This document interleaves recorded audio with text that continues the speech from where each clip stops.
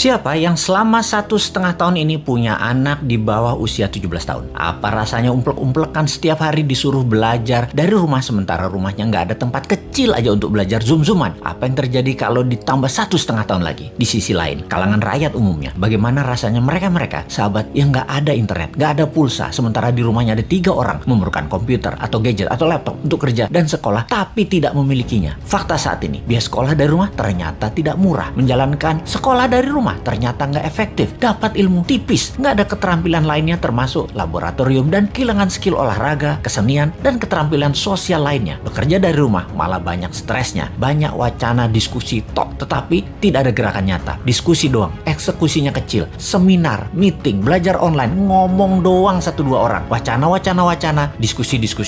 Rekening mah minus juga. Saat ini dunia bergeser jauh. Berapa lama kita akan menjadi seperti ini di bawah serangan virus? Jawabannya, kalau gini cara mengelolanya, selamanya, setidaknya sampai tahun 2025. Demikian kata WHO dan World Bank. Waduh, paling cepet 2023 awal deh. Tetep aja lama. Maunya tahun 2021 ini paling lama selesai deh. Vaksin deh tuh 100% orang Indonesia. Pertanyaan lagi, apakah selesai COVID? Ya nggak tahu juga. Menurut Ngana, selesaikah COVID ketika 100% manusia Indonesia sudah divaksin? Jawabannya nggak tahu. Misalnya, manusia setelah divaksin, efeknya tingkat kematian dan fatality-nya menurun, tetapi tetap bisa kena. Dimana kalau kena ya isolasi mandiri, katakan 10 hari. Setiap hari ada 30.000 orang bergantian bergiliran. Tiap hari ada 30.000. Karena 10 hari di isoman, maka yang dikurung hari itu adalah 300.000 orang per hari yang terkurung gantian sampai 100 juta orang. Gitu ya, 2 tahun itu bisa tercapai. Bisa lebih. Serem amat ya kalau ini terjadi. Untuk mencapai 60% populasi yang benar, ya bisa 2 tahun lagi, mungkin bisa 4 tahun lagi. Kalau hal ini terjadi, maka bukan hanya ekonomi yang ambiar, tetapi keterampilan sosial anak kita, keterampilan lainnya hilang. Bisa terjadi generation gap yang parah, di mana di tahun 2045, 24 tahun lagi, mereka usianya yang sekarang 10-20 tahun itu adalah mereka menjadi tulang punggung angkatan kerja dan usaha. Mereka, bayangkan, tidak punya keterampilan yang mumpuni. Maka angkatan yang usianya 50-70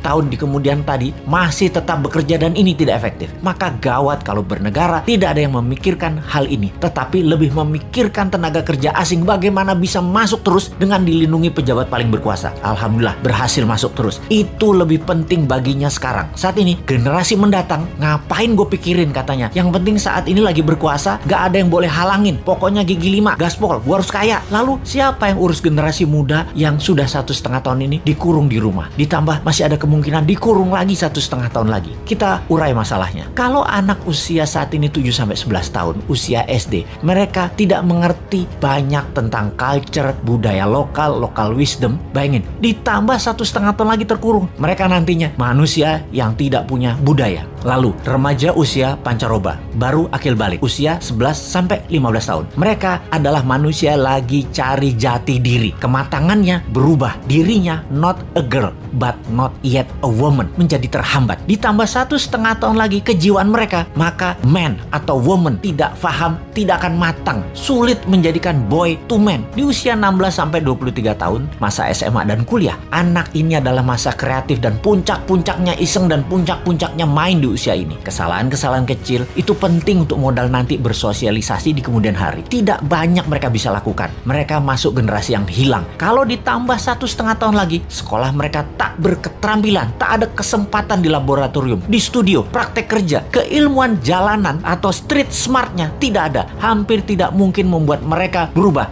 from man to gentleman. Ada 40% saat ini dari populasi Indonesia yang usianya saat ini 7-23 tahun. Yang 20 tahun lagi mereka merupakan tulang punggung keluarga, bangsa, negara. Jadi apa mereka ini nantinya? Ada yang mikirin pelindung nikel, mikirin. Yang pasang baliho jualan tahun 2024 itu mikirin. Yang menjabat sekarang mikirin. Kalau bosman, ada tuh bala muda walau kecil, kita berjuang.